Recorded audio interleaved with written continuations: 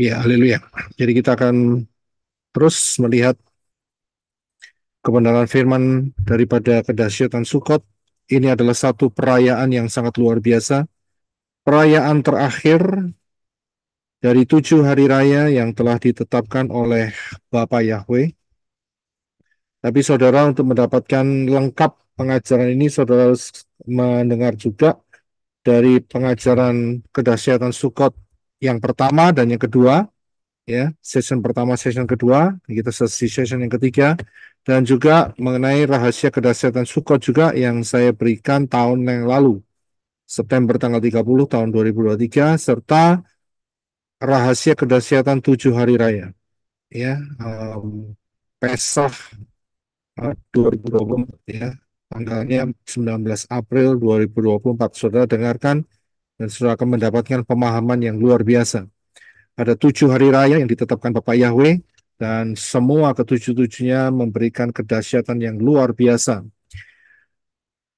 Yang pertama adalah Pesah, yang kedua adalah Roti Tak Beragi, ketiga adalah buah sulung, keempat Pentakos, kelima adalah Nafiri, keenam adalah pendamaian, dan kita berada yang di nomor 7, ya, di nomor 7. Ya, jadi inilah yang terakhir karena nomor 7 yaitu perayaan Sukot 15 Tisri dan dirayakan selama 7 hari. Ya, selama 7 hari ada perayaan, ada feast, ada pesta, ada fiesta. Dan orang-orang Israel diwajibkan oleh Elohim Yahweh untuk membuat sukah, yaitu gubuk. Nah, kita bisa lihat kata Sukot ini juga muncul saat perjalanan Yakov, ya, dari Padan Aram menuju ke rumah bapaknya, yaitu Yisak, yang ada di tanah Kanaan. Terdapat dalam Kejadian 33 ayat 17. Saya berikan dari terjemahan baru LAI karena bahasanya lebih luas. Silakan Brother Enoch untuk bisa membacanya. Terima kasih.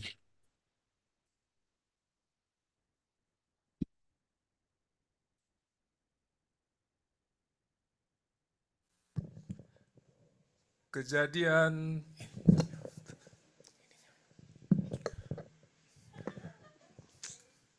Kejadian 33 ayat 17. Tetapi Yakov berangkat ke Sukot, lalu mendirikan rumah, dan untuk ternaknya dibuatnya gubuk-gubuk. Itulah sebabnya tempat itu dinamai Sukot. Ya, terima kasih. Jadi saat Yakov di dalam perjalanan, dia berangkat ke satu tempat, dan saat itu dia mendirikan gubuk-gubuk untuk ternaknya, atau seperti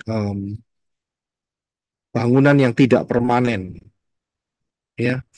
Nah, itulah karena dia membangun banyak tempat itu untuk ternaknya, dan kita tahu bahwa Yakov memiliki banyak ternak, ya, dan karenanya tempat itu diberi nama Sukot, ya, Sukot. Nah, jadi kita tahu paham bahwa Sukot itu adalah bangunan yang tidak permanen, ya, bangunan gubuk yang tidak permanen. Beda dengan rumah, karena saat ini di dalam Kejadian 33 ayat 17 dikatakan Yakov mendirikan rumah. Jadi ada dua yang dia didirikan. Yang pertama adalah rumah untuk tempat tinggal manusia, sedangkan untuk ternak dibuat sukah atau gubuk-gubuk. Ya, nah, tempat yang tidak permanen inilah, ya, bangunan yang tidak permanen inilah sukot, sukah. Itulah yang dipakai di dalam pengertian daripada perayaan tabernakel atau perayaan pondok daun, pondok-pondok, ya, pondok-pondok yang tidak permanen, dan juga disebut sebagai sukot, ya. Inilah perayaan yang diambil dari kata ini. Kita akan lihat sekali lagi di dalam Imamat 23 ayat 39 sampai 43 saja, kita akan baca sekali lagi supaya kita dapat memahami apa yang kita bahas hari ini. Silakan. Imamat 23 ayat 39. Demikian pula, pada hari ke-15 dalam bulan ke-7, ketika kamu mengumpulkan hasil ladangmu, kamu harus mengadakan perayaan bagi Yahweh 7 hari lamanya. Pada hari pertama adalah sabat perhentian, dan pada hari ke-8 adalah sabat perhentian juga. 40. Dan pada hari pertama, kamu harus mengambil bagimu buah pohon-pohon yang elok, pelepah pohon-pohon palem, ranting pohon-pohon yang rimbun, dan ilalang dari aliran-aliran sungai. Dan kamu harus bersukacita di hadapan Yahweh Elohimmu 7 hari lamanya. 41. Haruslah kamu merayakannya bagi Yahweh 7 hari lamanya dalam 1 tahun. Itulah suatu ketetapan untuk selamanya bagimu turun-temurun. Dalam bulan ke-7 haruslah kamu merayakannya. 42. Kamu harus tinggal di dalam pondok-pondok daun selama 7 hari. Semua orang Israel asli harus tinggal di dalam pondok-pondok daun. 43.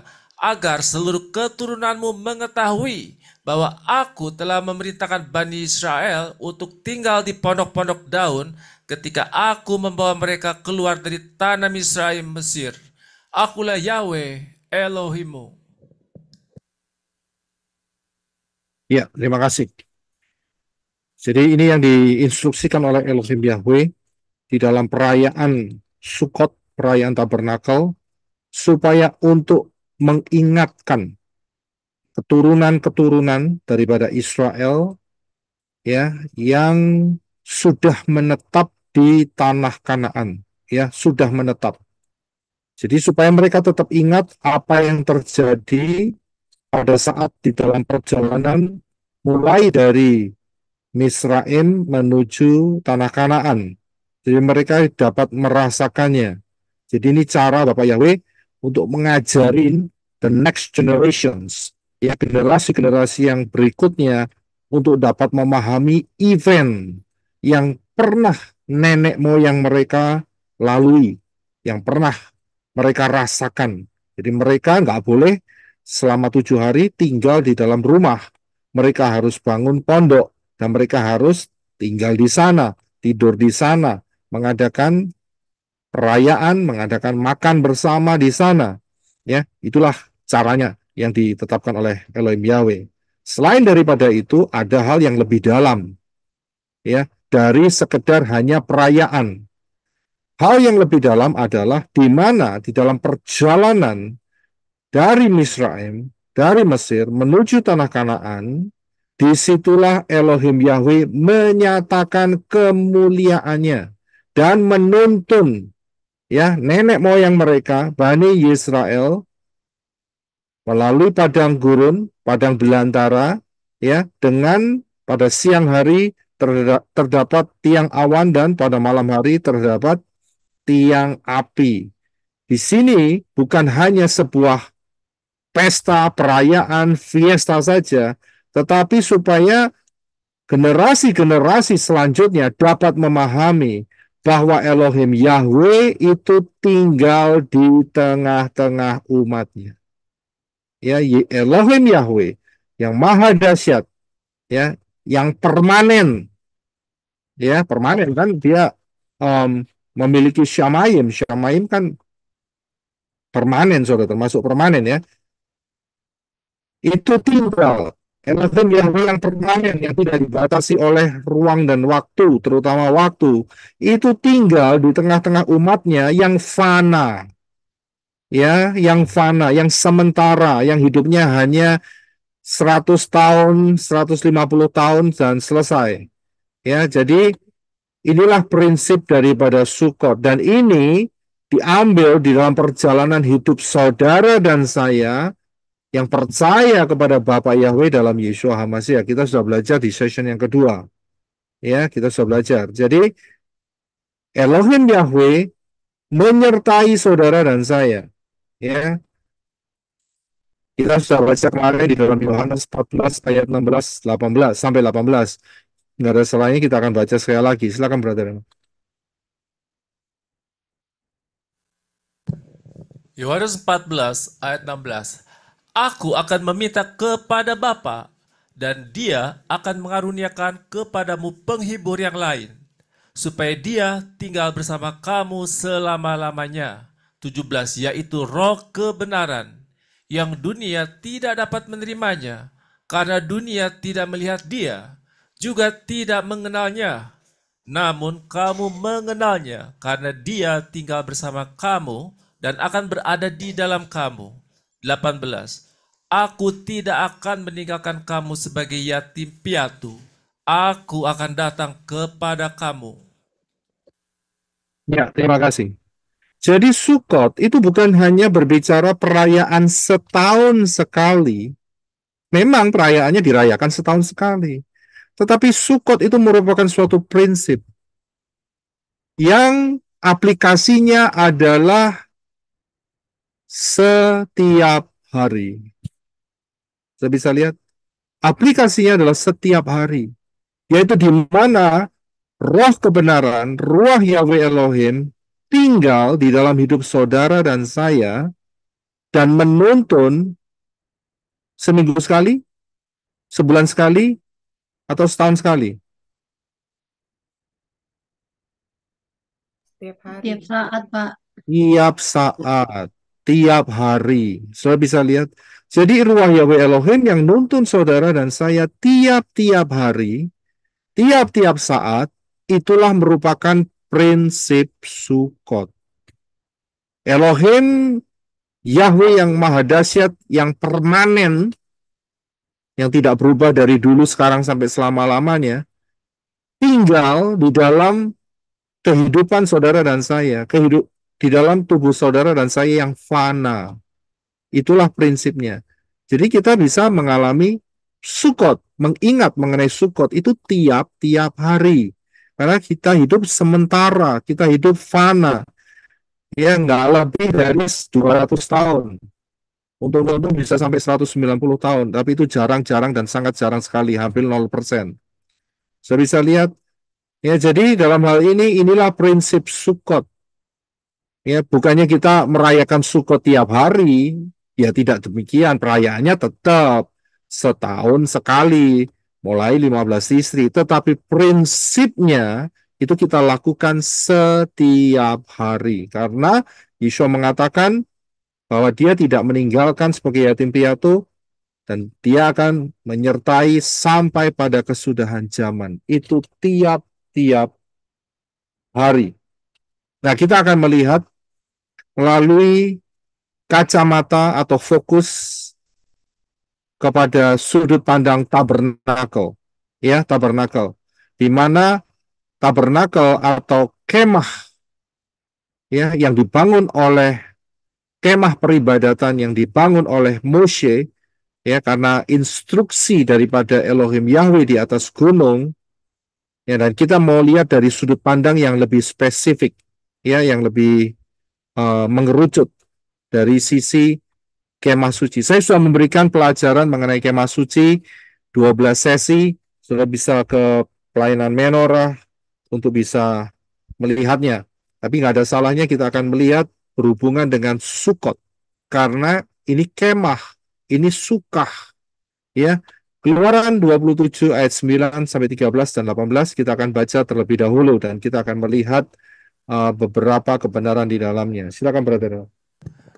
Keluaran 27 ayat 9. Haruslah engkau membuat halaman tabernakel pada sisi selatan, pada sisi selatan arah ke selatan ada layar-layar halaman dari lin halus yang dipintal, panjangnya 100 hasta untuk sisi yang satu. 10. Haruslah ke-20 tiang-tiangnya serta ke-20 alas-alas tumpuannya dari tembaga. Kaitan-kaitan tiang-tiang itu dan penyambung-penyambungnya dari perak. 11. Demikian pula dengan panjangnya pada sisi utara, haruslah ada layar-layar yang panjangnya 100 hasta. Dan ke-20 tiang-tiangnya serta ke-20 alas-alas tumpuannya dari tembaga. Kaitan-kaitan tiang-tiang itu dan penyambung-penyambungnya dari perak. 12. Untuk lebar halaman pada sisi barat, haruslah ada layar-layar 50 hasta, tiang-tiangnya ada 10, dan alas-alas tumpuannya ada 10. 13. Lebar halaman pada sisi timur, arah matahari terbit, haruslah 50 hasta. 18. Haruslah panjang halaman itu 100 hasta, dan lebarnya 50 hasta, dan tingginya 5 hasta, dari linen halus yang dipintal, dan alas-alas tumpuannya dari tembaga. Iya, terima kasih. Kalau saya perhatikan, ayat-ayat ini memang harus ditulis. Untuk apa? Supaya Bani Israel dapat membuatnya persis seperti kehendak Bapa Yahweh yang di Syamayim. Jadi ukurannya harus tepat, ya.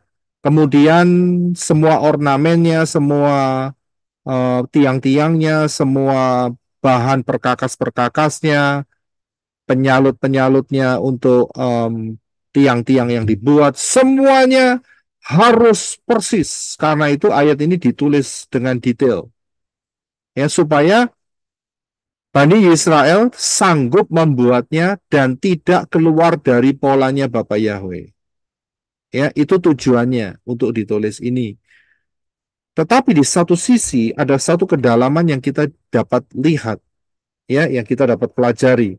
Pelajaran ini sebetulnya saya sudah berikan ya di dalam pelajaran kemah suci. Tadi saya sudah katakan di atas ada 12 sesi, dan saudara bisa belajar satu-satu mulai dari sesi pertama sampai sesi yang ke-12. Ya. Tapi khusus untuk perhitungan ukuran ini saya berikan di sesi yang ke-8, ya, session yang ke-8. Jadi kalau saudara rindu bisa mempelajarinya kembali.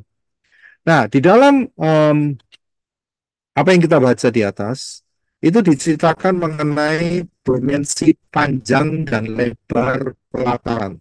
Ya, panjang dan lebar pelataran. Jadi panjangnya, kalau sudah bisa lihat, itu adalah 100 hasta atau 100 cubits dikali 50 hasta atau cubits. Sudah bisa lihat ya. Yang atas 100, yang bawah 100. Ya, itu sebenarnya saya harus menaruh apa itu namanya kompas ya, tapi saya lupa naruh kompas. Jadi yang atas tetap utara selatan ya, utara 100, selatan 100. Kemudian yang sebelah kiri ya itu juga 50 dan yang sebelah kanan adalah 50. Jadi ini dimensi daripada pelatarannya ya, dimensi pelataran. Nah, dari dimensi pelataran ini kita dapat pemahaman yang luar biasa. Ya, bisa saja Elohim Yahweh menginstruksikan 150 hasta untuk yang panjangnya, ya, yang lebarnya bisa 75 hasta, bisa-bisa saja. Tapi mengapa tidak demikian? Karena Elohim Yahweh bergerak di dalam pattern, bergerak di dalam pola, dan pola Bapak Yahweh mengandung rahasia. Ya, jadi ini bukan satu kebetulan kalau panjangnya hanya 100 cubits atau 100 hasta dan lebarnya hanya 50 hasta atau 50 cubits. Ini bukan satu kebetulan, tetapi ada rencana yang tersembunyi yang kalau kita gali, kita dapat melihat kedalamannya.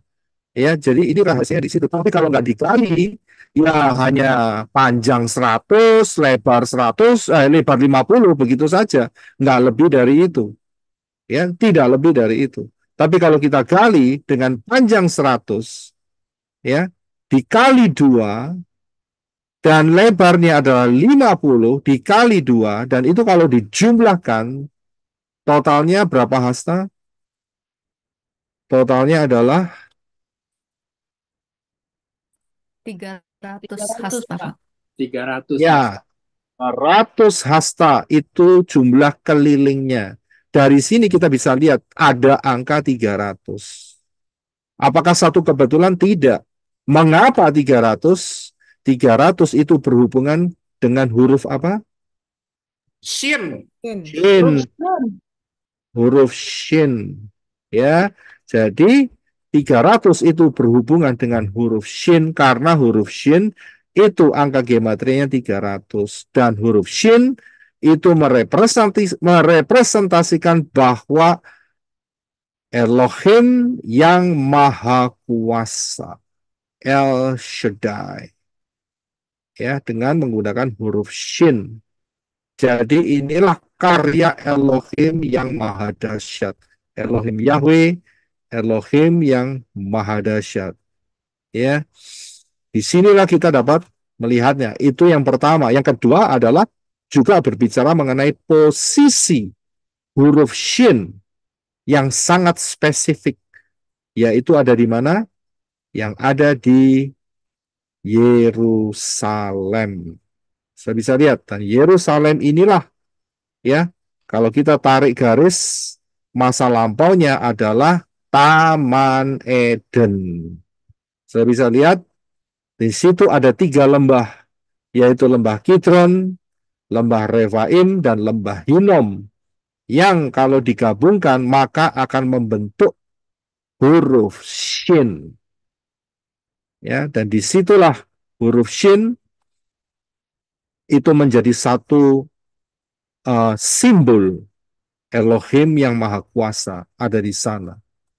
Ya, ini adalah signature atau tanda tangannya daripada Elohim Yahweh dengan menggunakan huruf Shin. Kalau saudara nggak apa itu namanya punya mezuzah, saudara pasti akan melihat huruf Shin di mezuzah. Mezuzah itu yang ditaruh di pintu. Ya, mengapa demikian? Bukan cuma hanya untuk hiasan, tidak ada urusannya dengan hiasan, tetapi ada makna spiritual yang luar biasa, makna pemahaman yang dahsyat, yaitu di mana di tempat inilah ada pengorbanan. Pengorbanan siapa?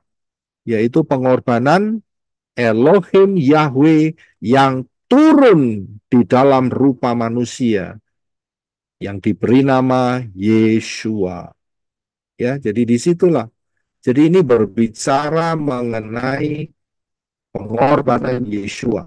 Jadi kita bisa lihat kemah ya pelataran itu berbicara mengenai pengorbanan Yeshua ada di sana karena ada huruf Shin yang angka gematrianya 300. Ya. Nah, itu yang pertama dari dimensi panjang dan lebar. Kalau dilihat dari dimensi jumlah tiang, ya tadi kita sudah baca di atas. Ya, kalau saudara perhatikan dengan teliti, maka panjangnya yang 100 hasta itu harus ada 20 tiang.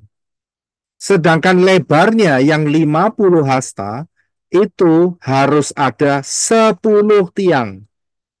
Ya, 10 tiang. Ya, sebetulnya kalau mau dibuat 25 tiang, panjangnya bisa-bisa saja. Atau ya, 5 tiang di lebarnya bisa-bisa saja. Tetapi kan tidak demikian, saudara. Ya, tetapi tidak demikian. Yang ditetapkan oleh Elohim Yahweh, panjangnya harus 20 tiang. Ya, dan lebarnya 10 tiang. Wajib, tidak boleh ditambahi dan juga tidak boleh dikurangi. Ya, jadi totalnya ini ada berapa tiang?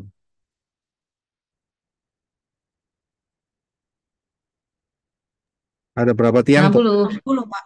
60. 60 tiang. 60. Iya. Ada 60 tiang. 60 tiang ini berbicara mengenai apa? Samek 60 memang samek ya, huruf Ibrania ya. Tapi berbicara mengenai apa? 60 tiang ini. 6.000 tahun. 6.000 tahun ya, Pak? Ya, terima kasih. Berbicara mengenai 6.000 tahun. Ya, 6.000 tahun. Nah, saudara perhatikan, 60 tiang ini tiap hari kena matahari. Betul kan? Karena ini adalah tiang pelataran. Tiap hari kena matahari. Panasnya matahari. Ya, kalau saudara perhatikan, ada satu orang buta yang pernah disembuhkan Yeshua. Dan saat Yeshua meletakkan tangannya, setelah itu Yeshua tanya sama dia, "Kamu melihat apa? Kamu melihat apa?" Orang buta itu menjawab, dia melihat apa? Oh, melihat pohon, Pak. Pohon Pohon, dan pohon. pohon, Pak. Melihat apa? Pohon. Melihat pohon. Seperti pohon. Orang-orang seperti pohon. Nah, saudara jangan Manusia seperti langsung pohon. dipotong gitu. Orang-orang seperti pohon, Pak. Berjalan. Saudara harus ngomong manusia berjalan seperti pohon. Pohon. Ya kalau dijawab melihat apa? Melihat pohon, nanti salah persepsi. Ya, jadi harus jawabnya akurat. Melihat manusia seperti pohon. Dan pohon ini adalah bahan baku daripada tiang. Ya, bahan baku daripada tiang. Sekarang, kalau tiang di dalam pelataran itu tiap hari kena panas, itu identik dengan manusia. Ya, yang kena panas matahari. Apa yang dihasilkan?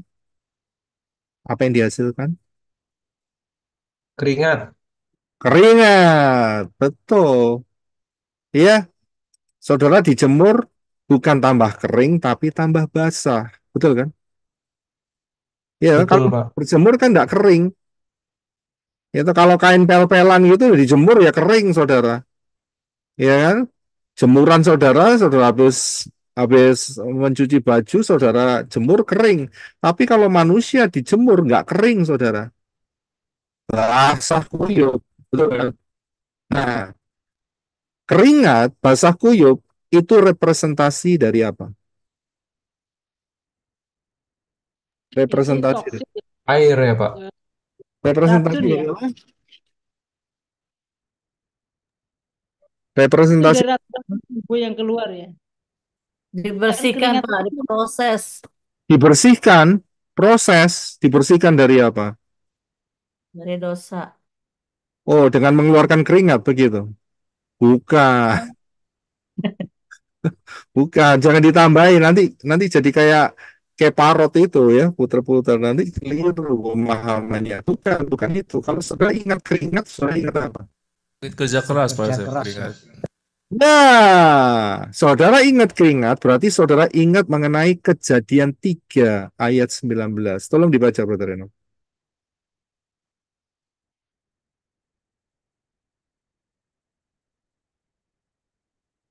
Kejadian 3 ayat 19. Kejadian 3 ayat 19. Yes. Dengan cucuran keringat di wajahmu, engkau akan makan roti sampai kau kembali kepada tanah. Iya, Karena dari situlah engkau telah diambil. betul. Sebab engkau debu dan kepada debu engkau akan kembali. Iya. Saudara bisa lihat, ingat keringat itu berarti ingat kutuk. Bukan berarti kalau saudara keringetan berarti banyak kutuknya. Bukan loh ya. Saya enggak ngomong seperti itu. Saudara mesti dewasa. Oh Pak, saya keringetan banyak Pak. Berarti kutuknya keluar banyak. Bukan, saya enggak ngomong itu. Representasi. Ya. Terus saudara bilang, oh supaya enggak terkutuk berarti tidak boleh berkeringat. Ngawur. Keringetan itu sehat, saudara. Ya, keringetan itu sehat. Ya kalau saudara nggak bisa keringetan, makanlah sambal banyak-banyak, pasti keringetan. Betul kan? Ya, nggak ada salahnya berkeringat.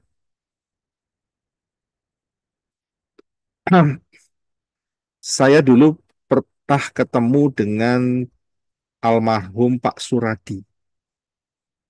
Siapa yang tahu Pak Suradi? Dokter Suradi, Pak. Suka di band Abraham itu kan, Ya, Pak. kenal saya. Dokter Suradi. Saya puji Bapak Yahweh, saya sempat ditemukan dengan beliau. Wah, saya senang sekali. Ya, walaupun memang sebelumnya saya tidak kenal. Ya, cuman gara-gara saat itu saya tidak ke gereja, istri saya yang ke gereja, Ibu Fang Fang, dikhotbahi mengenai kata Allah yang beliau katakan saat khotbah saat itu, bahwa kata Allah itu adalah dari nama berhala. Saya langsung seperti manusia pada umumnya. Apa yang terjadi? Saya langsung mendebat istri saya. Dan puji Bapak Yahweh, Ibu Dasa Fang Fang dikasih hikmat. Kamu jangan debat saya. Aku tidak ngerti apa-apa, makanya pergi gereja. Ya gitu loh, ya kan? Adepin dia sendiri. Tanya sendiri, gitu loh. Nek aku gak ngerti gitu. Karena saya ngomong di Alkitab ada kata Allah, saya bilang gitu. Apa salahnya? Tapi istri saya saat itu bilang, keliru, itu bukan. Dia bilang gitu. Yang benar Yahweh. Minggu depannya, untungnya Pak Suradio khotbah lagi saat itu. Untungnya di situ. Coba enggak, wah saya kehilangan momen. Gitu loh. Ya, sebabnya setelah itu dia nggak pernah khotbah lagi, nggak ketemu sama saya. Sudah selesai, cuma di situ aja. Waduh, saya bersyukur kalau mikir dari titik sekarang saya mikir saat itu ketemu dengan Dokter Suradi, wah saya bersyukur sekali. Coba nggak ngerti, saudara. Nah, dalam benak saya juga saya punya pertanyaan, kan saya melihat kesaksiannya dia naik haji dan sebagainya, ya kan? Dia guru besar, wah ini orang pinter, ini orang hebat ini, ya kan? Dokter Angkatan Udara ya kalau nggak salah ya, TNI, iya Angkatan Udara kalau nggak salah. Wah ini orang besar, ini orang hebat ini. Pengalamannya jam terbangnya sudah tinggi, naik pesawat terbang lagi, sudah berulang-ulang naik haji lagi. Oke, saya punya pertanyaan. Saya tanya sama dia. Satu pertanyaan, salah satunya yang saya ingat. Pak, mengapa Pak? Kalau penganut itu, kalau doa tidak pakai celana dalam, saya bilang gitu. Itu pertanyaan saya. Karena itu selalu teriang dalam pikiran saya itu bertahun-tahun nggak dapat jawabannya, saudara. Nah, dasar internet saat itu masih terbatas, saudara ya. Mumpung ketemu dengan guru besar ini, tak tanya ini. Saya kepingin tahu. Saudara tahu jawabannya apa? Mengapa mereka tidak pakai pakaian dalam? Karena zaman dulu belum ada, Pak. Oh, bukan, bukan, bukan itu, brother itu, bukan masalah itu. Dari zaman dulu sudah ada pakaian dalam, gitu. Oh, iya. Karena konsep lahir baru ya, Pak. Bukan, mereka mah nggak kenal konsep lahir baru ternyata. Ya, bukan. Biar lega, Kenapa? biar lega. Biar lega. Jadi ada banyak angin masuk gitu ya, tidak kepanasan gitu. Bukan, wah gawat, biar lega. Lega apanya yang lega? Ya, biar lompat Katanya kotor, gitu. katanya kotor najis, Pak. Nah, hampir mendekati Ibu Mulat, hampir mendekati. Beliau mengatakan bahwa air kencing, air seni itu kalau keluar itu dosa. Kalau kena pakaian. Kalau kena linen, kena pakaian dalam, itu menjadikan orang itu berdosa. Ngerti ya? Jadi bukan karena longgar, bukan karena saat itu juga nggak ada, ya bukan karena itu, bukan. Itu jawabannya dari guru besar ini, saudara. Wah, saya langsung mikir, oh begitu. Saya terjawab pertanyaan saya bertahun-tahun dalam pikiran saya, dalam benak saya terjawab. Oh, jadi kalau kecipratan kencing itu dosa, saudara. Ya, jadi saudara jangan bikin konsep tadi berkeringat berarti banyak kutuk, banyak dosanya, ngawur, nanti jadi kaparot itu ceritanya ya, lama-lama ya, nggak begitu saudara. Ya, Lah, kentut aja berdosa, Pak. Kentut aja berdosa. kentut saja berdosa. Oh ya, oh ya ini baru saya dengar ini. Itu membatalkan, Pak. Itu membatalkan. Karena saya masih ingat ya. Sorry, saya potong. Saya masih ingat. Ketika saya masih di sana, begitu. Itu kalau mau sembahyang, kita habis wudhu kan. Aha. Kita senggolan dengan yang lain jenis, batal. Kita kentut, batal, Pak. Harus wudhu lagi. Berapa kali juga. Berapa kali kentut, lo wudhu lagi gitu. Gitu ya. Oh ya, saya baru dengar itu. Untung nggak punya pertanyaan seperti itu dalam benak saya. Iya, oke ya. Kalau kentut membuat dosa apa bisa terkontaminasi dengan dosa sehingga batal ya. Iya, dan saya pernah dapat baca berita kentut itu bisa membuat dosa. Karena apa? Ada orang kentut, ini teman sendiri sekampung, ya kan? Temannya dikentuti itu nggak terima, saudara. Dan akhirnya ada bacok di sebelahnya, dia bunuh temannya, bikin dosa kan? Gara-gara kentut, saudara. Ya, padahal kentut itu sehat kan? Ada yang di sini berani nggak kentut selama Iya. 1 bulan masuk rumah sakit, saudara. Betul kan? Ya kan, berani nggak kentut 1 bulan, waduh itu malapetaka, betul kan? Itu kan proses alami, ya. Jadi itulah jawabannya, saudara. Jadi mengapa keringat? Nah ini kembali lagi ya, mengapa keringat? Ya, keringat itu berhubungan dengan, ingat ya, ini gambarannya, ya. Bukan berarti kalau saudara berkeringat, berarti saudara punya banyak dosa dan banyak kutuk, tidak. Ini adalah gambaran yang dijelaskan di dalam Kejadian 3:19. Dengan berpeluh atau berkeringat, engkau akan mencari makananmu. Nah, prinsip keringat ini dituangkan di dalam kemah suci. Saya kembali ke bagan ya. Dituangkan dalam kemah suci, yaitu dengan gambaran tiang yang jumlahnya 60 yang kepanasan tiap-tiap hari. Dan jumlahnya sekali lagi 60. Jadi selama 6.000 tahun manusia di bawah kutub. Saudara bisa lihat, ini dia maksudnya. Saudara paham ya? Mengapa kok 60, Pak? Yang berhubungan dengan 6.000 tahun. Sejak kejatuhan Adam dan Hawa. Sejak kejatuhan Adam dan Hawa.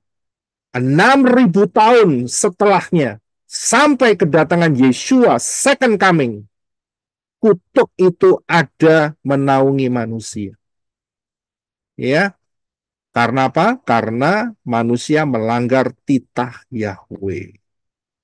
Sudah bisa lihat. Jadi inilah hubungannya. Jadi 60 tiang yang tiap hari kepanasan itu berbicara mengenai 6.000 tahun. Manusia di bawah kutub, dalam tanda kutip, matahari. Karena apa? Manusia akan berpeluh dan itu berhubungan dengan Kejadian 3:19. Nah, mungkin saudara akan bertanya, loh, kalau begitu bagaimana di dalam kerajaan 1.000 tahun? Emangnya nggak berkeringat? Emangnya nggak berpeluh? Nah, ya kan? Memangnya nggak berusaha? Kemarin kita sudah bahas, ya, bahwa di dalam kerajaan 1.000 tahun ada pekerjaan. Tetapi ingat, ada perbedaan. Di dalam kerajaan 1.000 tahun, manusia jasmaniah alamiah di bawah payung berkat Yeshua. Bukan di bawah payungnya setan. Setannya dibelenggu selama 1.000 tahun. Kalau sekarang setan masih bebas berkeliaran. Tapi dalam kerajaan 1.000 tahun, mereka tetap bekerja. Mereka tetap berusaha, tetapi di bawah blessing yang full. Sudah bisa lihat? Berkat yang penuh. Karena Yeshua sebagai tudungnya. Yeshua sebagai umbrellanya, payungnya. Jadi mereka bekerja, ya, dikatakan pasti menghasilkan. Kalau hari ini ada yang namanya gagal panen, betul kan? Sering kita dengar. Dan kemudian terjadi kekacauan, badai, belum lagi tikus, serangan hama, serangan banyak hal. Itu merupakan musuh-musuh.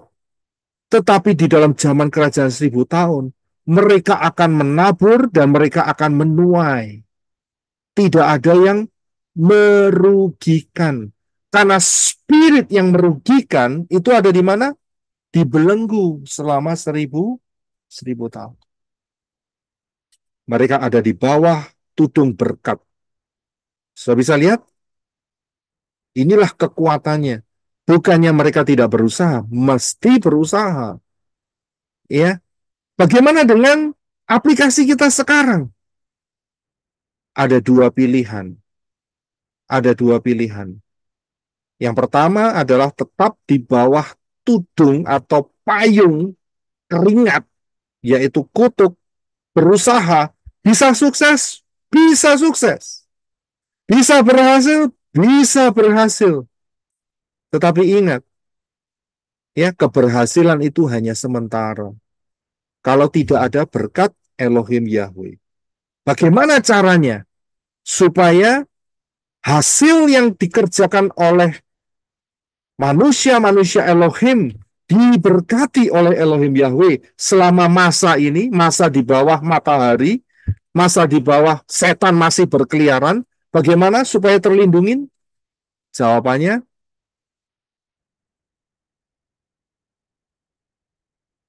jawabannya cuma satu, yaitu prinsip 9 dan 1. Sudah bisa lihat? Prinsip 9 dan 1. Itu salah apa?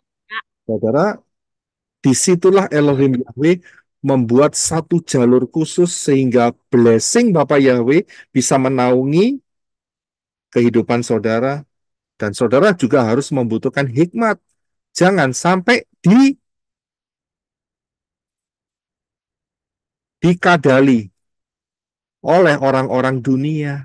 Kita juga harus pakai hikmat yang daripada Syamayim. Saya bisa lihat, saya ngerti ya maksudnya dikadali ya. Bolak-balik, ya, ditipu. Yesua sendiri mengakui bahwa orang-orang dunia ini licik. Dan Yesua mengatakan, hendaklah kamu cerdik Tulus seperti seperti ular. Cerdik merpati. seperti ular dan tulus seperti cerdik merpati. seperti ular, tapi tulus seperti burung merpati. Itu yang harus dipertahankan. Kalau orang di luar sana cerdik seperti ular, ya kan, bajing seperti ular juga, seperti kobra. Ngerti maksudnya? Mohon maaf, yang bagian Sumatera nggak ngerti bajing. Bajing itu bahasa bahasa apa itu? Ya, bahasa umum juga itu, Pak. Bahasa umum Tupai. juga itu. Lah ya, ya, ya, Tupai ya Pak, tupai. iya, memang bajing itu tupai, ya. Tapi bajing itu bukan bukan soal tupai, dia itu pinter lompat-lompat, pinter berkelit, pinter manipulasi, pinter menipu, ya kan? Itu bajing gitu loh, iya kan? Itu istilah, Pak. Bajing loncat. Iya, jadi saya nggak ngerti apakah kata bajing itu sudah dijadikan baku di dalam bahasa Indonesia, saya nggak tahu, ya, saya nggak tahu. Bajingan ya. Nah, itu dia, kalau Ya. sudah menuju ke manusianya, ya seperti yang dikatakan sama Pak Herin tadi, jadi buajingan, begitu. Ya, oke. Jadi kita harus paham prinsipnya. Kita adalah anak-anak terang dengan prinsip perlindungan daripada Elohim Yahweh melalui Yeshua HaMashiach dan Ruach Yahweh Elohim yang tinggal dalam hidup saudara. Ya, karena itu 60 berhubungan dengan 6.000 tahun. Selama 6.000 tahun sampai nanti kedatangan Yeshua HaMashiach yang kedua dalam perang Armageddon, dan setelahnya dunia akan berubah. Mereka bekerja, mereka menghasilkan, mereka bersuka cita, dan tidak ada yang merugikan lagi. Tidak akan ada badai dalam kerajaan 1.000 tahun. Tidak akan ada tornado. Tidak akan ada gempa bumi. Tidak akan ada yang namanya kelaparan, kekeringan. Ya, tidak ada lagi. Semuanya under blessing. Di bawah berkat yang luar biasa. Nggak seperti hari ini. Sedikit-sedikit mesti pakai pestisida. Betul kan? Ya, disemprot pestisida, akhirnya pestisidanya tertular masuk ke manusia. Waduh, repot. Ya kan? Manusianya harus minum apa? Antibiotik setelah itu. Nah, ini sirkulasi setan ini ceritanya. Betul kan? Ya, numpuk di dalam tubuh. Dan itu nggak bisa dikeluarkan dengan mudah katanya. Waduh, jadi penyakit. Ya, jadi itulah siklus dalam 6.000. Ya, jadi saudara paham. Nah, selanjutnya, ya, kalau begitu sukahnya mana? Kalau di dalam kemah suci, ya, bukan di pelataran. Sukahnya itu adalah di bagian kemah pertemuan. Ini namanya kemah pertemuan, yaitu ruang kudus dan ruang maha kudus. Sudah bisa lihat ya, ini sukahnya. Ya, saya harap saudara bisa memahami dalam hal ini. Ya, jadi kemah suci kalau yang di luar tiang-tiangnya kan kepanasan, itu bicara mengenai 6.000 tahun kan.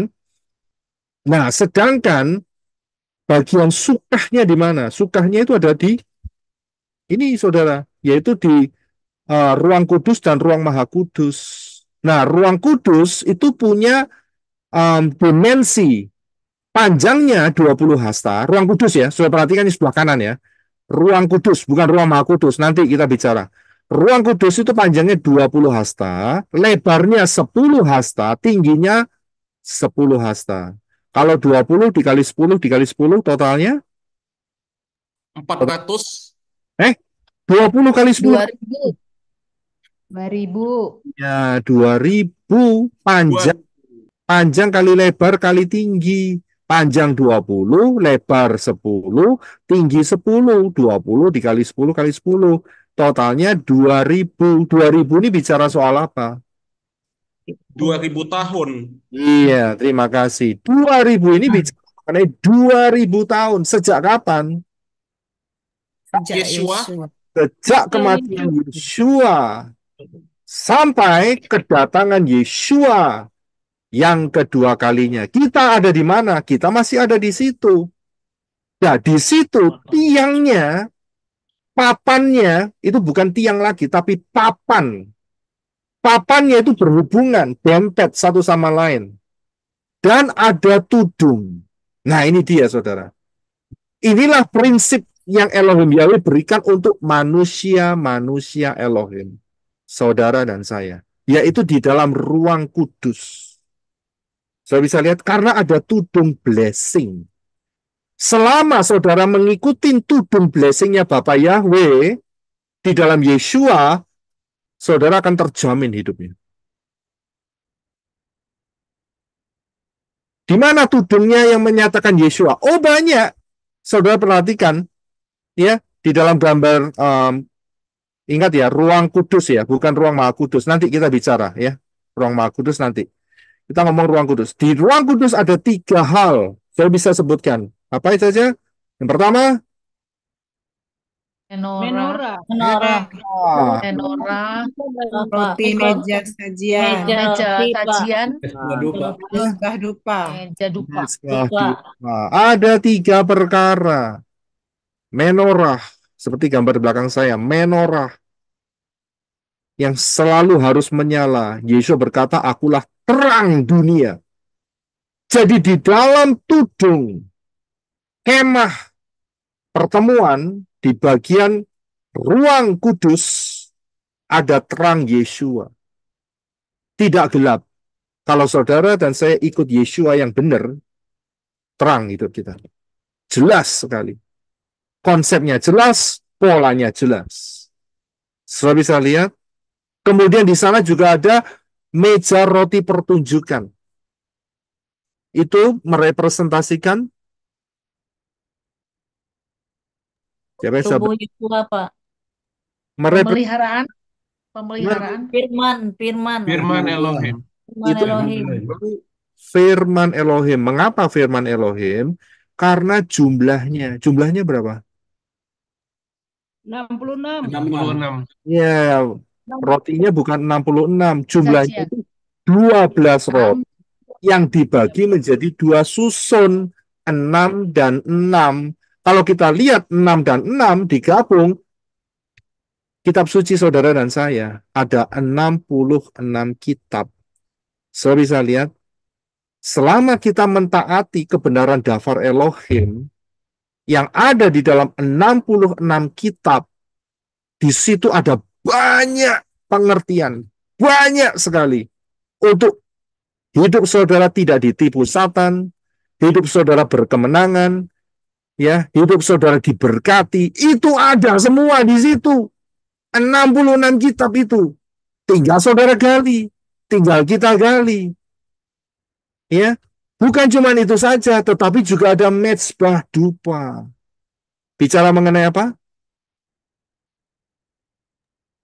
Itu relationship kita, penyembahan. Pak. Persekutuan. Pujian, penyembahan. Mezbah dupa ini spesiali berbicara mengenai Roma 12 ayat 1. Silakan Brother Enoch untuk bisa baca. Roma 12 ayat 1.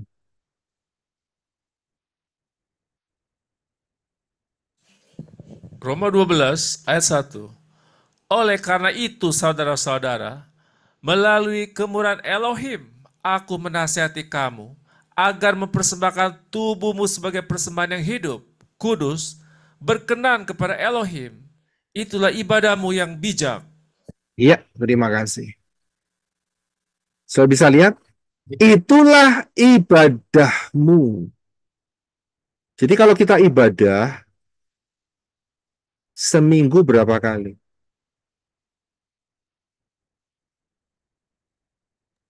Tiap Tiap hari. hari, Pak. Tiap hari. Apa ibadah itu? Berkomunikasi dengan Bapak Yahweh. Apa ibadah? Kalau kita lihat dari Roma 12, Ya relationship kita, bersekutu Relationship, dengan ya, Pak. persembahkan tubuh kita. persembahkan tubuhmu Relationship. di hadapan Persembahkan Bapa tubuh. Yahweh. Sudah bisa lihat? Dan mempersembahkan tubuh di hadapan Bapa Yahweh berarti ibadah itu bukan cuman saat kita ketemu tiap Sabat. Sehari-hari 24 jam itu ibadah. Sudah bisa lihat? Amin. Ya, jadi konsep ibadah itu bukan cuma kalau saat kita sedang ketemu. Ini hanya acara ibadah. Saya bisa lihat, beda ibadah dengan acara ibadah itu beda. Kita acara ibadah, kita ada worship, kita ada pujian, kita ada doa, kita ada deklarasi, kita ada firman, kita ada doa berkat, itu acaranya, begitu loh. Tapi ibadah yang sesungguhnya adalah daily life. Daily life. Sudah bisa lihat? Jadi inilah blessing di dalam tudung 2000. Dan kita ada di dalam 2000 itu. Ya, hampir rapture, hampir. Tapi masih harus ada di batu tudung itu. Saudara bisa lihat, disitulah special blessing. Dan keindahannya apa di situ? Keindahannya kalau di pelataran, pertama, panas. Betul? Siang kepanasan, malam kedinginan. Betul? Itu yang pertama. Kedua, baunya. Bau apa? Bau sate. Bau barbecue kan? Kan harus ada korban bakaran kan? Ya, nek pas dibakar korban bau asap, bau api, juga bau kambing, bau kerbau, bau domba. Campur-campur baunya. Sudah bisa lihat? Panas. Polusi, Pak. Iya. Tetapi di dalam tudung 2000, di dalam tudung Yesua, sudah bisa lihat, panas tidak? Tidak panas. Karena ada tudung. Special blessing. Kedua, ya, ada roti.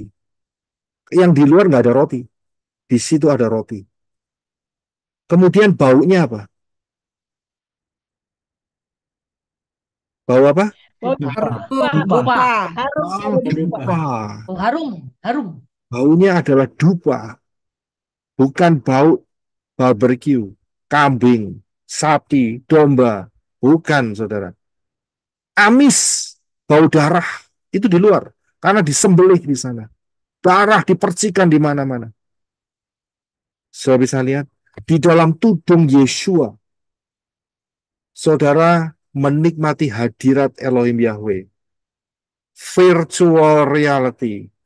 Pendalaman Dafar Elohim. Saudara bisa lihat. Ketemu Yesua. Luar biasa. Inilah janji tudung 2000 itu. Saudara bisa paham? Bisa lihat? Ya. Jadi kalau belum masuk di situ rugi. Plus satu lagi. Dari halaman masuk ke ruang kudus itu ada apa itu namanya? Penyekatnya. Ya, ada penyekatnya, ada tirainya. Ya, ini berbicara mengenai apa? Dari pelataran masuk ke ruang Ruah kudus. Yahweh Elohim. Ruah Ini Yahweh Elohim. bicara apa? Ini bicara mengenai pencurahan ruah Yahweh Elohim. Speak in tongue. Saudara bisa lihat, itu bicara speak in tongue. Ya, sehingga kapasitas saudara dimaksimumkan di situ. Rugi kalau nggak speak in tongue. Saudara aktifkan. Ya, aktifkan. Banyak saya dengar kesaksian. Dulunya sama sekali bukan dari pengajar speaking tongue, yang diajari speaking tongue, tapi sekarang bisa diaktifkan. Ya, itu sangat luar biasa. Kemudian tirai yang kedua, ini penting saudara. Tirai yang kedua itu bicara mengenai apa? Antara ruang kudus dan ruang maha kudus. Tirai yang kedua, penyekatnya bicara mengenai apa? Baptisan. Bukan. Mengenai apa? Pemurnian, Pak, perobekan Bukan. daging ya. Bukan. Tirai.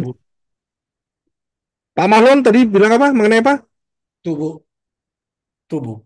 Lebih lengkap lagi. Pemurnian perobekan daging, Pak. Manusia. Itu bicara mengenai tubuh kemuliaan. Tubuh kemuliaan. Karena apa? Perhatikan. Ada satu peristiwa.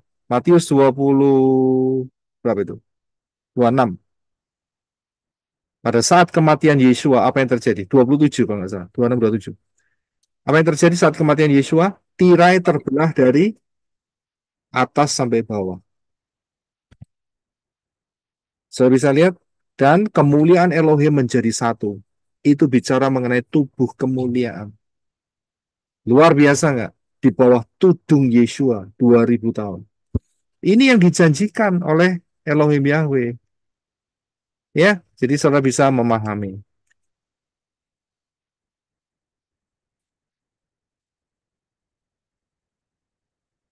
Kalau saya lihat dimensinya, saya perlengkap sedikit. Di dalam ruang kudus yang sebelah kanan, holy place, ya, itu adalah 20 kali 10 kali 10 sama dengan 2000, ya, volumenya. Sedangkan ruang maha kudus adalah 10 panjang, 10 lebar, 10 tinggi. Jadi 1000 totalnya. Kalau ruang maha kudus, the most holy place, ruang maha kudus yang dimensinya 10 kali 10 kali 10, ini bicara mengenai apa? Kerajaan 1000 tahun. Ya, terima kasih. Kerajaan 1000 tahun, Pak. Kerajaan 1000 tahun. Selain dari kerajaan 1000 tahun, berbicara mengenai apa juga? Yerusalem baru. Iya, Yerusalem baru karena dimensinya kubus. Sudah bisa lihat? Jadi, saya harus kasih tahu terlebih dahulu bahwa kerajaan 1000 tahun itu adalah replika dari Yerusalem dan bumi yang baru. Saudara paham? Replika. Replika itu mainan kecil-kecil begitu, saudara. Ya, saudara tahu ya, maksudnya ya replika ya. Ya, bukan Miniatur. miniatur ya, terima kasih, lebih cocok. Miniatur. Replika miniatur. Jadi kerajaan 1000 tahun itu adalah miniatur dari Yerusalem dan bumi yang baru.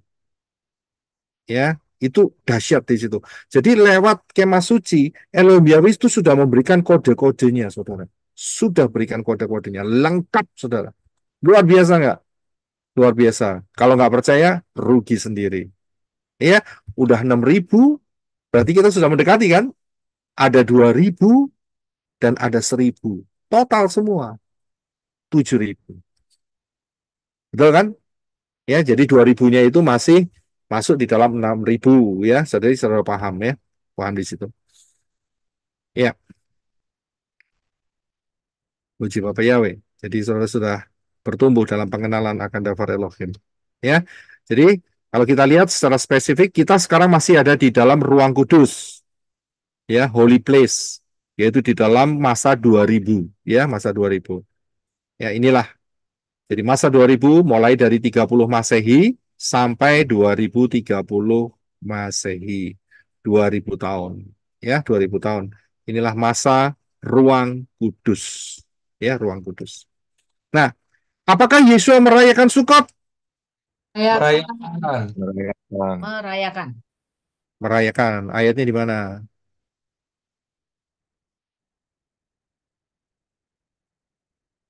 Sebelum saudara cepat-cepatan, saya lebih cepat. Yohanes 7 dan 8. Dah, gitu aja. Saudara pasti terpancing untuk langsung searching Google. Ya, jadi, oke, baik. Kita akan lihat ya. Apakah Yesua merayakan Sukot? Jawabannya ya. Yohanes 7 dan 8. Ya, Yohanes 7 dan 8. Sudah sering baca ayat ini? Ini menarik, saudara. Oke, kita bahas ya. Nggak usah pakai gambar. Ini masalahnya dua fatsal, saudara. Saya baca pelan-pelan. Ya, baca pelan-pelan supaya saudara dapat memahami. Kalau Yohanes 6 itu bicara mengenai tubuh dan darah Yesua. Oke, sekarang ini Yohanes pasal yang ketujuh. Pakai ILT 3, sama-sama ILT 3 ya. Kita pelan-pelan. Kita akan lihat keindahannya. Saya akan bacakan. Dan sesudah hal-hal itu, Yesua berjalan di Galilea karena dia tidak ingin berjalan di Yudea, sebab orang-orang Yahudi berusaha membunuhnya. Orang-orang Yahudi yang di mana yang berusaha membunuh Yesua?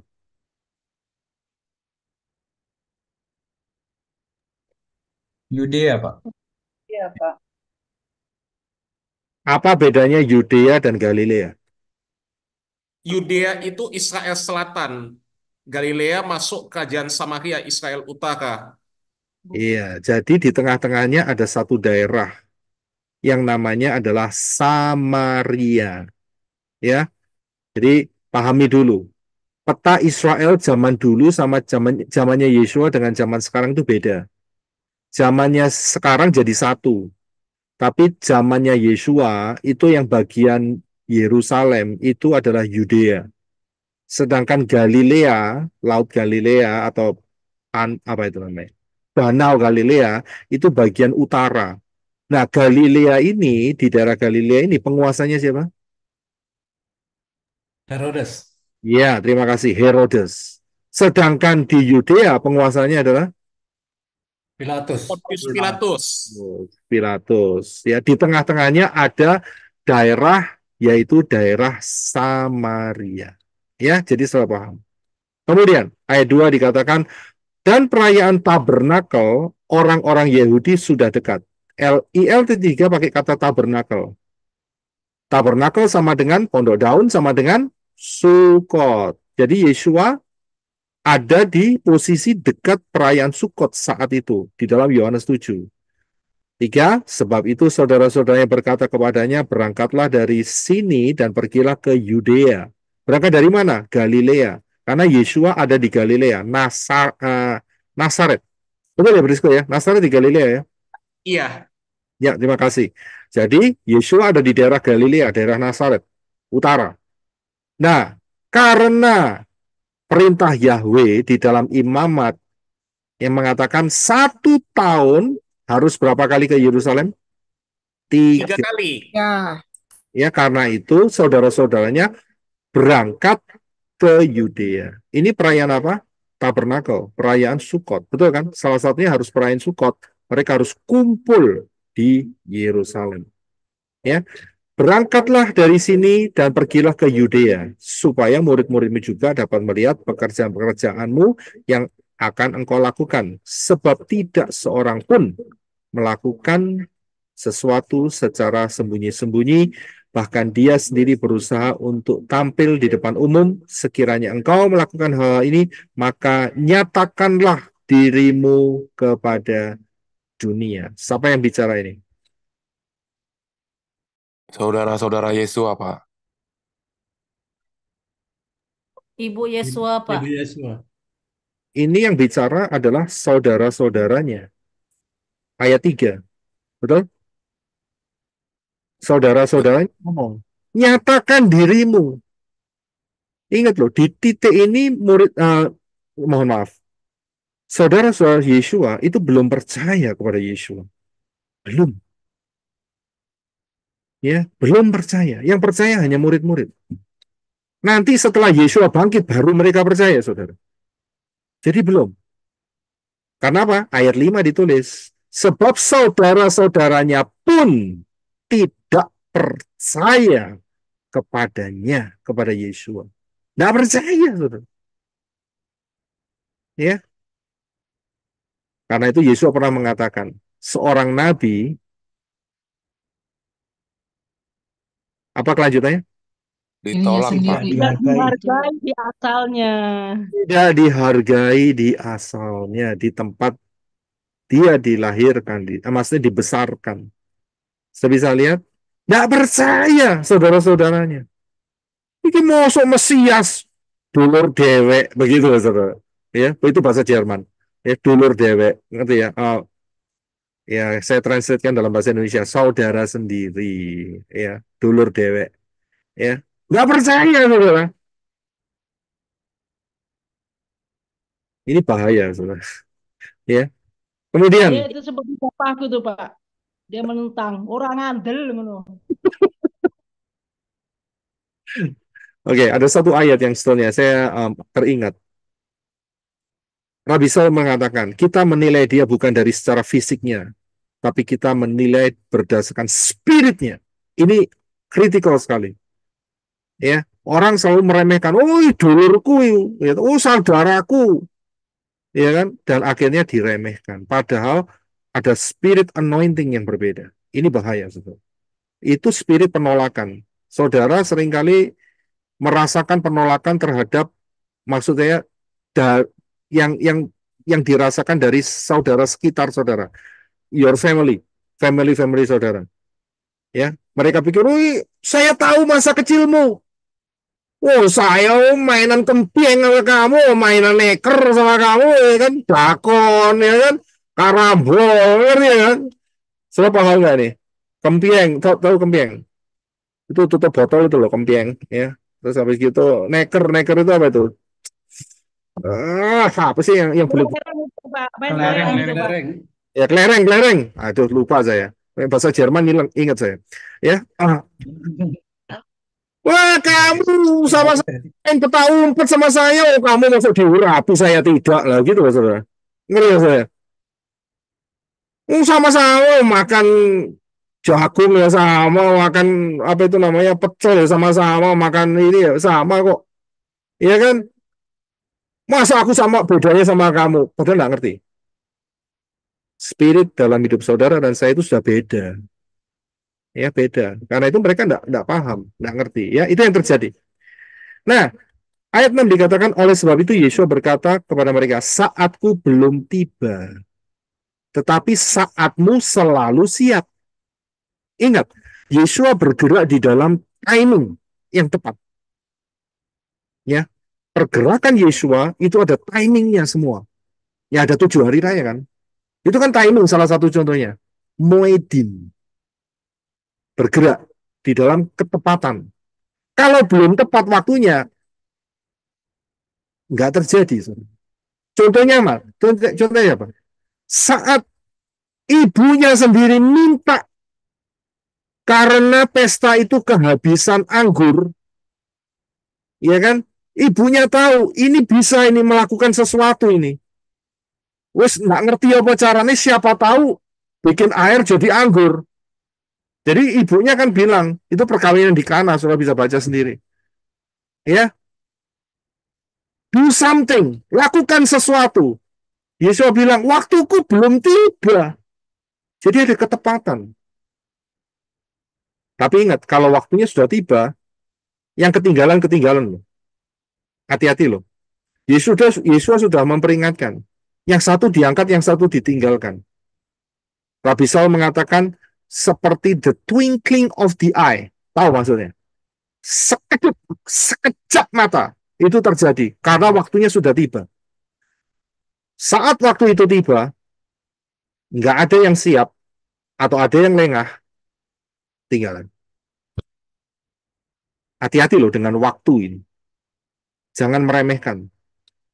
Ya, jangan meremehkan. Oh, itu masih bukankah ada ayat yang mengatakan apa itu namanya?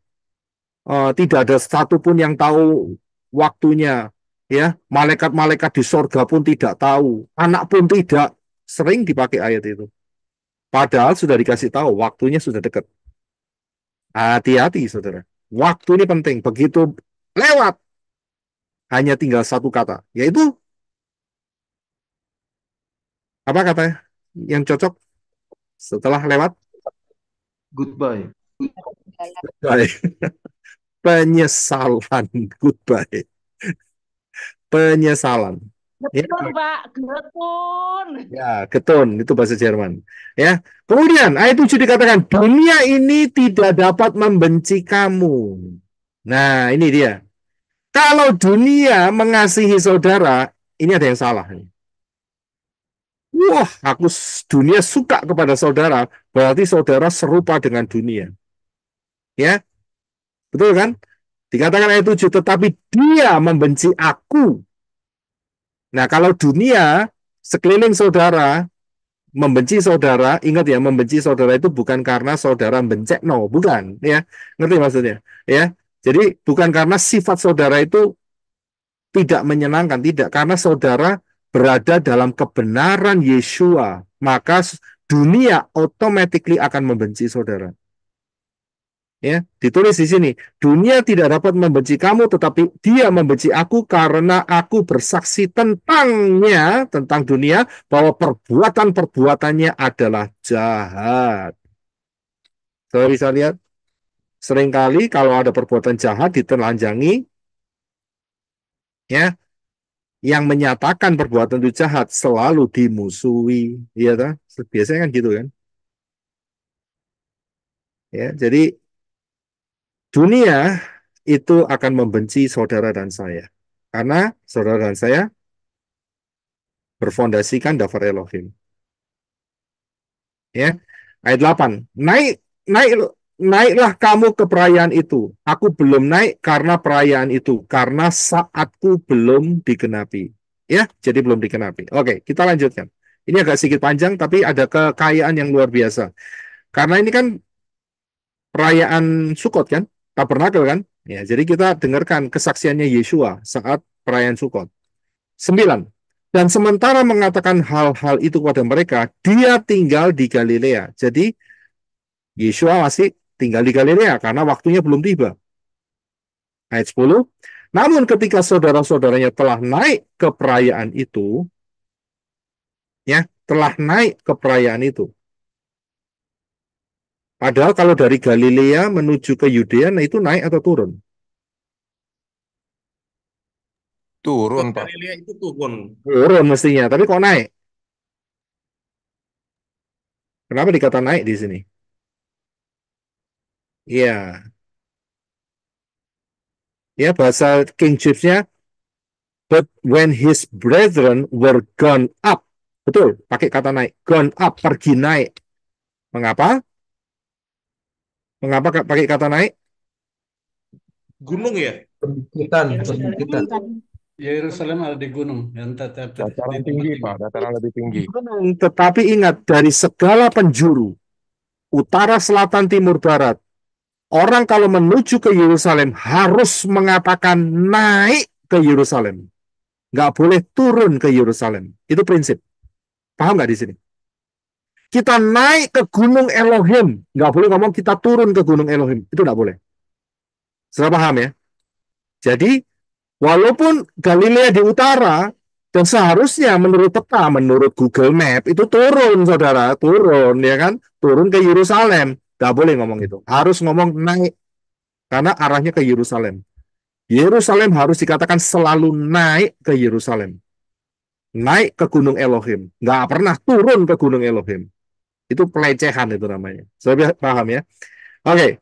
Kemudian, saya ulangi ayat 10. Namun ketika saudara-saudara telah naik ke perayaan itu, dia sendiri pun naik ke perayaan itu tidak dengan terang-terangan, melainkan secara sembunyi-sembunyi. Jadi Yesus datang ya, ke perayaan Sukot ya, datang ya.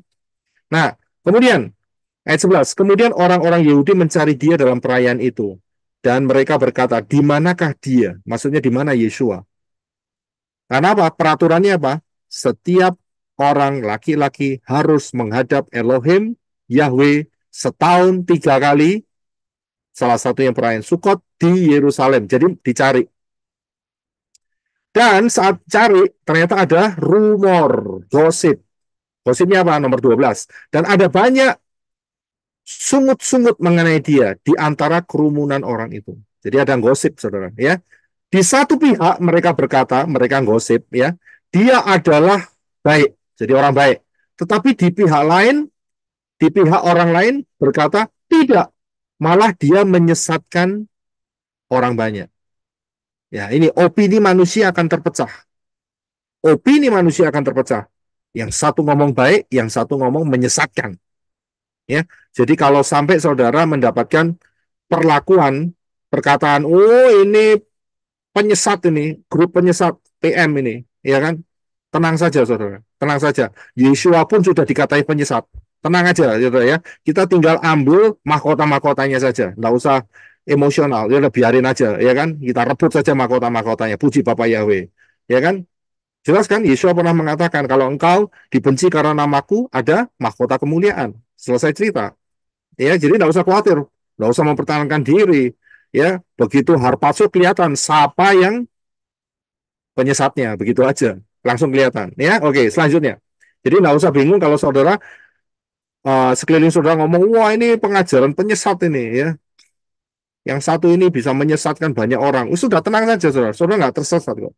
Ikut Yeshua pasti nggak tersesat. Ya, jadi nggak usah bingung dengan perkataan orang. Itu hanya penilaian saja. Ya, 13. Bagaimanapun juga tidak ada orang pun berbicara tentang dia di depan umum karena takut kepada orang-orang Yahudi. Loh, ini yang ngomong orang Yahudi atau takut sama orang Yahudi? Maksudnya apa? Mereka takut kepada pemimpin-pemimpin. Jadi cuman gosip. Ya, cuman berkata di belakang saja. Nah, 14. Namun, di tengah-tengah berlangsungnya perayaan itu, Yeshua naik ke bait suci dan mengajar. Yeshua menampilkan dirinya. Saat apa ini? Saat Sukot, perayaan. Jadi Yeshua ngajar saat Sukot.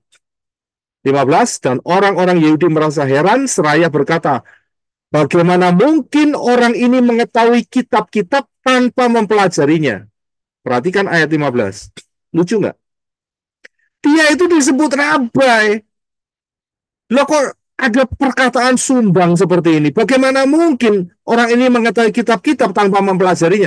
Loh, orang Yahudi itu sejak kecil tuh diajari kitab. Sejak kecil itu sudah normal. Iya, nek saudara dan saya. Betul nggak? Ya kan, nek saudara dan saya diajari buku ini Ibu Budi, ya toh ini Bapak Budi lah begitu saudara ya kan. Kalau orang Israel tidak kan.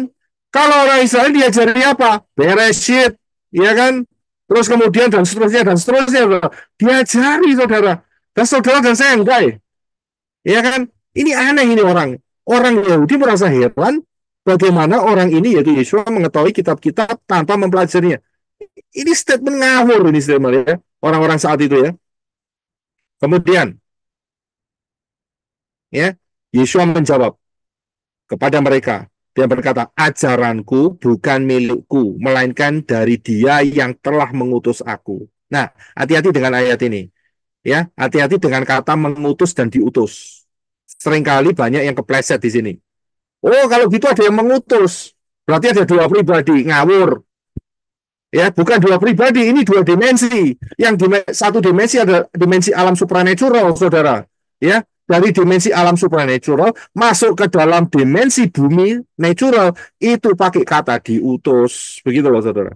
Tapi orangnya sama, pribadinya sama, ya, yaitu Bapak Yahweh yang ada di dalam dunia dimensi alam supranatural masuk ke dalam dunia alam fisik bumi ini, ya.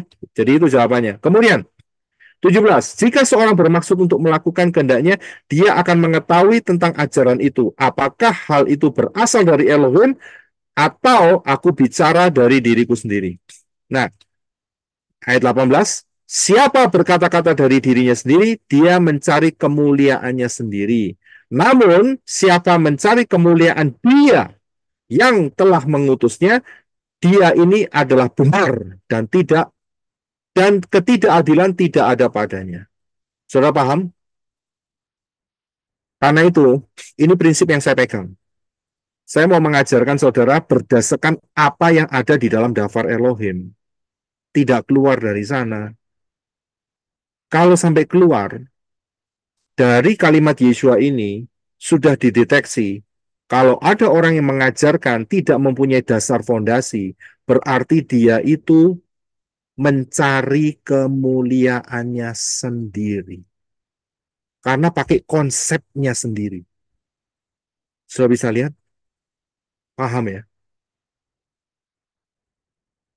Jangan sampai ada yang menawarin saudara, kamu kepingin masuk Syamayim detik terakhir dengan menggunakan minyak kudus.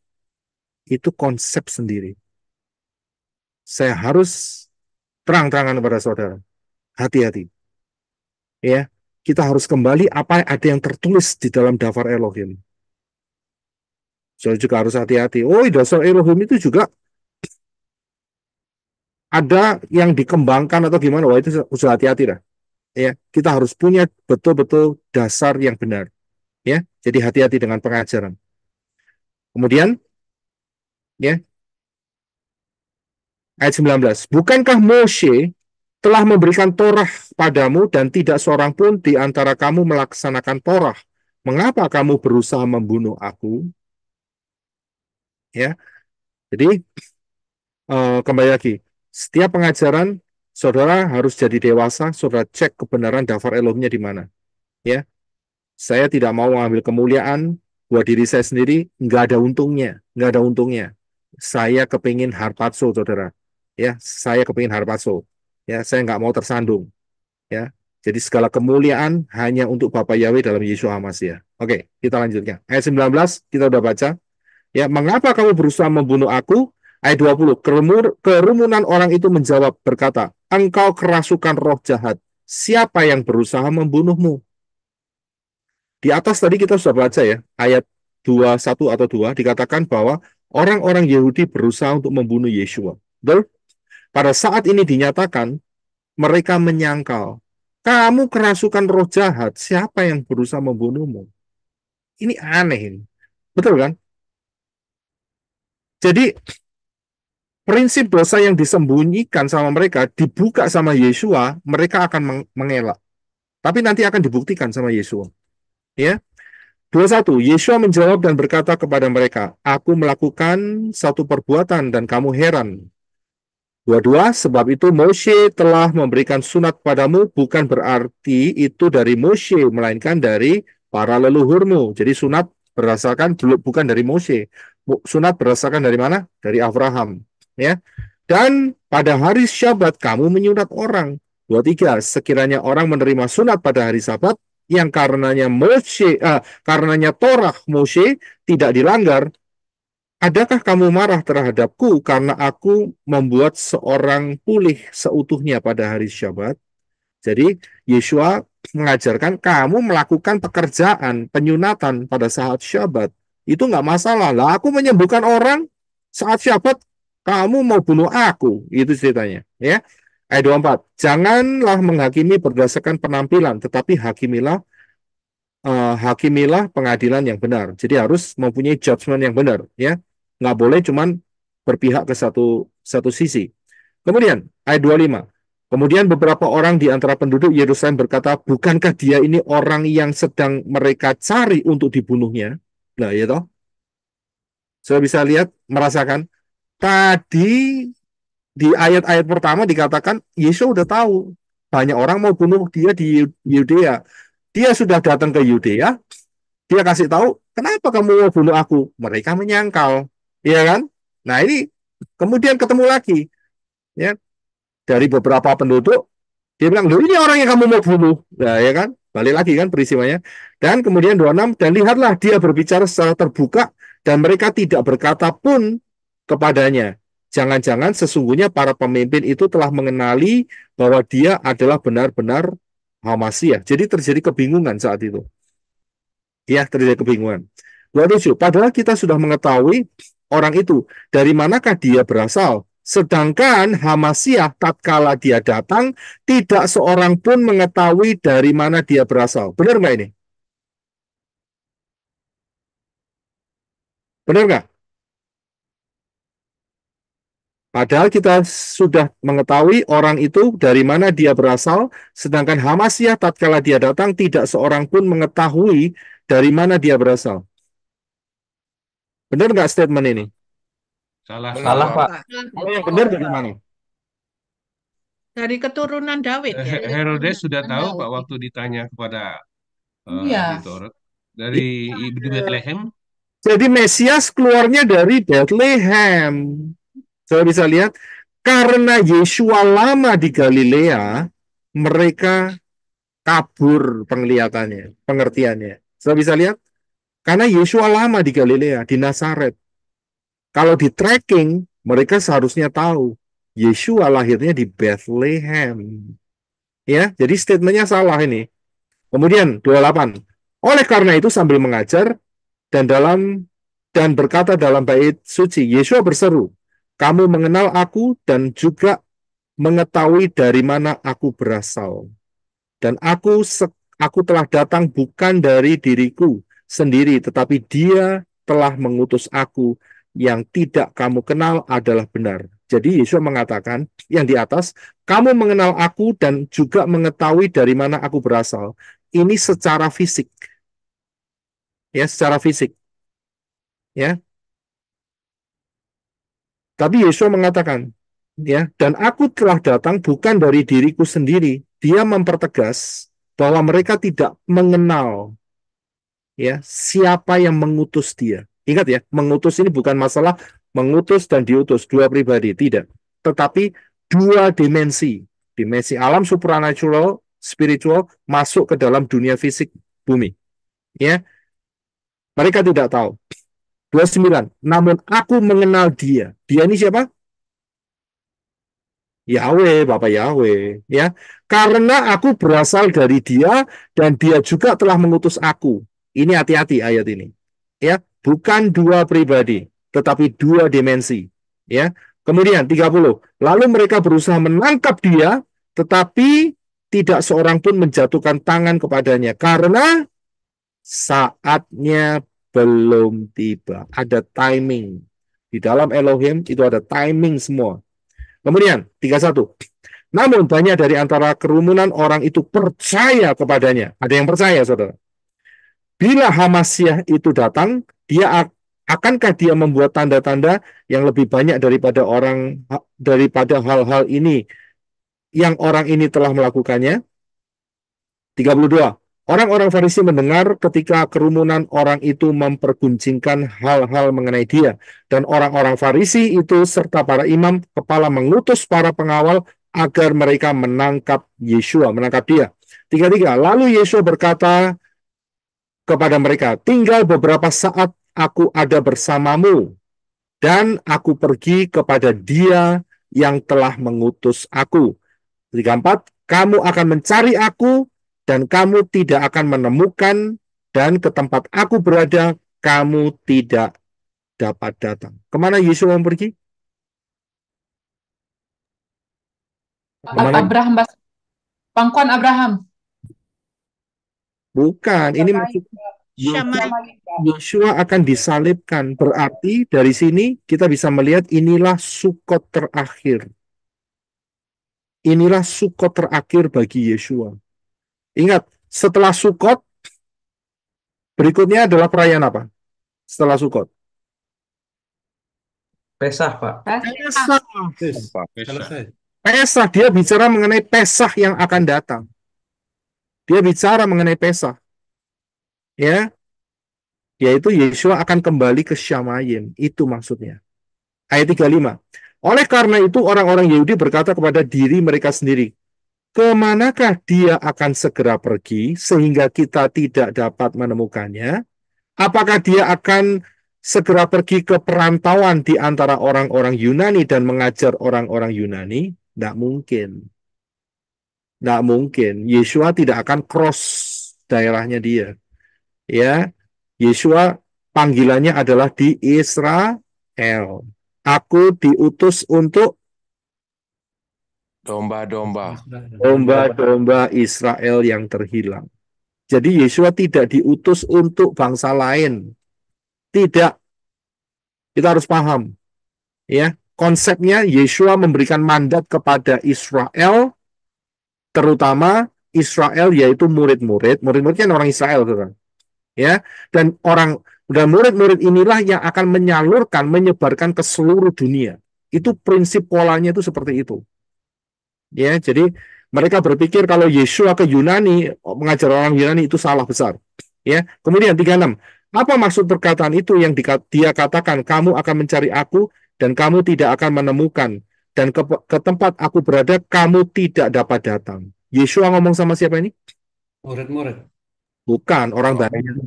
Oh, orang banyak. Ini Yesua mengajar di Bait Elohim. Ini bicara sama orang banyak. Saudara ngerti enggak? Ini kalimat berbahaya. Ke tempat aku berada, kamu tidak dapat datang. Berarti mereka masuk mana? Lautan api, Pak. Gehenna. Gehenna, Pak. Tempat penyiksaan orang kaya. Kenapa? Karena mereka menolak Yesua. Saya bisa lihat? Ya, saya bisa lihat? Oke. Kemudian, dan pada hari terakhir, dalam megahnya perayaan itu, ya, Yesua berdiri dan berseru sambil berkata, perayaan hari terakhir. Jadi hari yang keberapa ini? Hari ke-8. 7. 7. Perayaannya 7 hari kan? Ya. Ya kan? Perayaan 7 hari. Amin. Ya, jika seorang merasa haus, biarlah dia datang kepadaku dan minum. Ini dia. Ini yang dinyatakan oleh Yesua di hari terakhir perayaan Sukot. Kan Sukot 7 hari. Ya, di hari yang terakhir dia nyatakan, siapa haus, datang kepadaku dan biar dia minum. Saudara haus? Bukan haus secara fisik, tetapi haus secara spiritual. Haus secara spiritmu untuk dipuaskan, disegarkan. Dan hanya ada satu yang dapat menyegarkan kehausan manusia, yaitu Yesua. Yesua berkata, kalau kamu haus, datang kepadaku. Ya, datang kepadaku.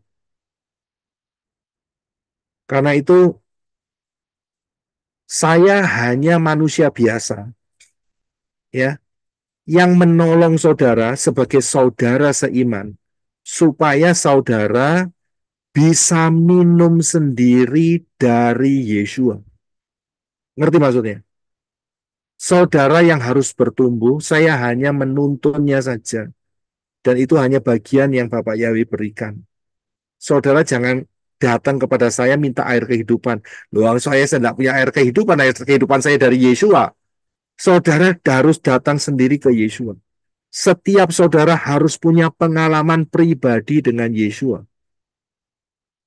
Saudara paham? Kesyamayim nggak bisa gandeng-gandengan, saudara. Oh, saya ngikut aja pelayanan menora nanti saat harpaso. Nggak bisa. Sendiri-sendiri. Karena itu, arah saudara harus sendiri-sendiri di hadapan Bapak Yahweh. Saudara harus jadi dewasa. Ya. Nggak cuma disuapi terus. Saudara harus bertumbuh jadi dewasa dengan baik dan benar. Bukan dewasa yang ngawur. Hati-hati. Ada dewasa yang ngawur. Buahnya ambisi dan sebagainya. Itu jerat. Hati-hati. Ya. Jadi, saya hanya mendorong saudara. Hanya memperlengkapi, mungkin saudara belum tahu ayat ini, ayat itu, saya berikan, ya saya sharekan, saya hanya sharing saja. Sehingga saudara bisa ikut tumbuh bersama-sama. Amen. Jadi, datang kepada Yesua untuk mendapatkan air itu. Saudara harus punya pengalaman. Bagaimana leganya saat baca daftar Elohim. Saat merenungkan daftar Elohim, saat melihat daftar Elohim, saudara harus sampai bisa mendapatkan segar jiwaku. Seperti Daud mengatakan, seperti rusa yang haus. Ya kan, ada banyak lagu rusa, ya kan? Tapi nggak masalah, ya kan? Yang penting adalah bagaimana mereka mendapatkan kelegaan dari air kehidupan. Amen. Ayat 38. Siapa yang percaya kepadaku, sebagaimana yang telah kitab suci katakan, nggak keluar dari kitab suci. Dari lubuk hatinya, sungai-sungai akan mengalirkan air yang hidup. Sudah bisa lihat? Ya, sudah bisa paham? Fondasinya kitab suci. Tapi kalau saudara baca Femina, baca Kompas, baca Tribun, baca CNN, dan sebagainya, dan saudara merasa terpuaskan, haus saudara, berarti saudara minum air got. Tahu air got? Ya, Selokan, Pak. ya, air selokan. Semberan, Pak, semberan. Air kotor, Pak, air kotor.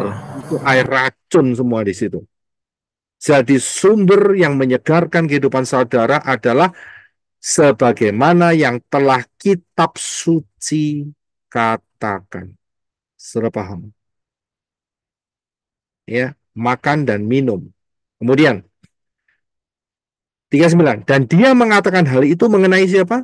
Roh yang mereka yang percaya kepadanya akan segera menerimanya. Karena pada waktu itu Roh Kudus, Ruach HaKodes belum tampil. Sebab Yesua belum dimuliakan. Ya, jadi arti kata dimuliakan di sini, Yesua belum Salibkan. Disalibkan. Diagungkan. disalibkan. Salibkan. Bisa lihat, belum. Saat itu disalibkan, darah tercurah, darahnya menutupi saudara dan saya, maka disitulah ruah Yahweh Elohim dicurahkan. Oke, kemudian ayat 40. Selanjutnya setelah mendengar firman itu, banyak orang dari kerumunan orang itu berkata, dia ini adalah benar-benar seorang nabi. Orang-orang lain, 41, orang-orang lainnya berkata, dia ini adalah Hamasia. Namun yang lain berkata, bukan, sebab adakah Hamasia datang dari Galilea? Nah, ini dia, saudara. Salah konsep kan? Karena Yesua lama di Galilea, di Nazaret. 42. Bukankah kitab suci telah berkata bahwa Hamasia datang dari benih Daud dan dari Bethlehem, desa tempat Daud tinggal? Nah, ini yang baru benar. Mereka tidak mendeteksi Yesua dari Bethlehem. Ya, 43. Sebab itu terjadilah perpecahan di antara kerumunan orang itu karena Yesua. Jadi Yesua memecah. Yesua pernah berkata, aku datang bukan untuk membawa Damai. damai. Yesua datang tidak untuk membawa damai. Jadi slogannya Natalan itu keliru, saudara. Damai di bumi. Keliru. Betul kan? Lalu Yesus sendiri kok yang ngomong, aku datang bukan bawa damai kok. Tapi aku bawa apa? Pedang. Bawa pedang. Pedang dan memisahkan. Jadi keliru tuh konsepnya itu. Iya kan? Oke, haleluya. Biarin aja mereka keliru.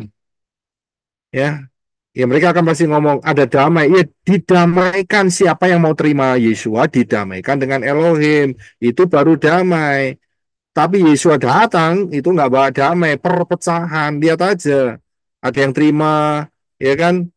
Ada yang terima kalau saudara dan saya terima Yesua, ada yang menolak, ada yang menyesatkan. Normal itu. Ya kan? Kemudian ayat 44. Dan beberapa orang dari antara mereka berniat menangkap dia, tetapi tidak ada seorang pun yang menjatuhkan tangan kepadanya. 45. Kemudian datanglah para pengawal kepada para imam kepala dan orang-orang Farisi, dan mereka berkata kepada para pengawal itu, mengapa kamu tidak menyeret dia? Para pengawal itu menjawab, belum pernah seorang pun berbicara sedemikian rupa seperti orang itu. Saudara tahu kenapa para pengawal ini bicara seperti ini? Alasannya adalah Karena mereka mendengarkan kuasa dari Yesua, Pak, ketika berbicara. karena ada anointing, karena ada pengurapan yang khusus. Di ayat yang lain dikatakan, ada tertulis yang menyatakan Yesua tidak berbicara seperti ahli-ahli Torah dan imam-imam Farisi. Betul? Ada ayat yang mengatakan seperti itu. Dia berbicara beda. Sebisa karena apa? Di anointed. Karena dia diurapi. Ya. Oke. 47. Lalu orang-orang Farisi itu menjawab pada mereka, tidakkah kamu juga telah disesatkan? 48. Adakah seorang dari para pemimpin atau dari antara orang-orang Farisi yang telah percaya kepadanya? 49. Rupanya kerumunan orang ini jadi terkutuk karena tidak mengenal Torah. Nah, biasa ini. Ya, sok pinter. Ya kan? Mereka berkata, oh kamu tidak kenal Torah, jadi terkutuk. Ini yang berkata adalah orang-orang kepala, pemimpin-pemimpin. 50. Nikodemus. Seorang yang berasal dari antara mereka yang pernah datang kepadanya pada waktu malam. Masih ingat peristiwanya?